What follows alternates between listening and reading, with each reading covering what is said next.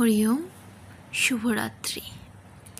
12ই September 2023 আমাদের কোল আলো করে সে আসে। এখন দেখতে দেখতে 2 বছর কেটে গেল। 11ই সেপ্টেম্বর থেকেই তার বার্থডে শুরু হয়ে যায়। আমার মার আর ছেলের একই দিনে জন্মদিন ছিল বলে আমি রাতটা ওখানেই কাটিয়েছিলাম। জন্মদিন সকালবেলা শ্বশুরবাড়িতে চলে আসি এবং এখানেই তার সকালবেলার পাত পেরে খেতে দেওয়া এবং রাত্রিবেলা তার জেঠি তার জন্য কেক নিয়ে আসে, চকলেট নিয়ে আসে, গিফট নিয়ে আসে। তো আমরা ঘরোয়াভাবেই একটু অনুষ্ঠান করে ফেলি। রবিবার 14ই সেপ্টেম্বর তার জন্মদিন সেলিব্রেট করা হয়। ভোর 6:30 থেকে এই ডেকোরেশন আমি শুরু করে দিই। আর লাস্টে ফিনিশিং টাচ আপ আমার বর আর মামাই আর রিয়া দেয়। সব লোকজনরা চলে এসেছিলো সন্ধেবেলায়। আমি রান্না আর লোকজনকে সামলানোর কাছে ব্যস্ত ছিলাম, তাই ক্লিপসগুলো আমি নিতে পারিনি। ফটোগুলোই আছে। প্রথমে এই যে আমার সোনারা, উমের সব ঠাম্মি আর দিদুন। এখানে সকলেই তার দিদি আর দাদা।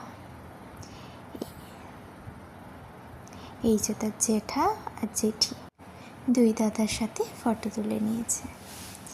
এই যে আমরা, সঙ্গে তার মাম্মাম আর সেই কাকিমা, যে না হলে আমার ছেলের অনুষ্ঠানটা সম্পূর্ণ হতো না। আমাদের সোনামাকে নিয়ে আমরা একটি ফটো তুলে নিলাম।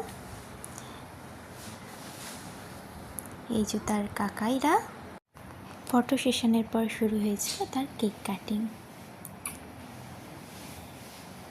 তো কেক কাটিং হয়েছিল সেদিনকার রিকিরও জন্মদিন ছিল, মানে আমার দেওরের পিসির ছেলের। তো তাকে নিয়ে কেক কাটিংয়ের উৎসবটা আমরা পালন করেছি। এই স্মৃতিগুলোই থেকে যাবে। এই স্মৃতিগুলো দেখেই তো আমরা আনন্দ পাব। এই যে তার কাকাই, যার জন্মদিন ছিল সেদিন, তো কাকাই আর তার ভাইপো দুজনে মিলে কেক কাটিং করছিল।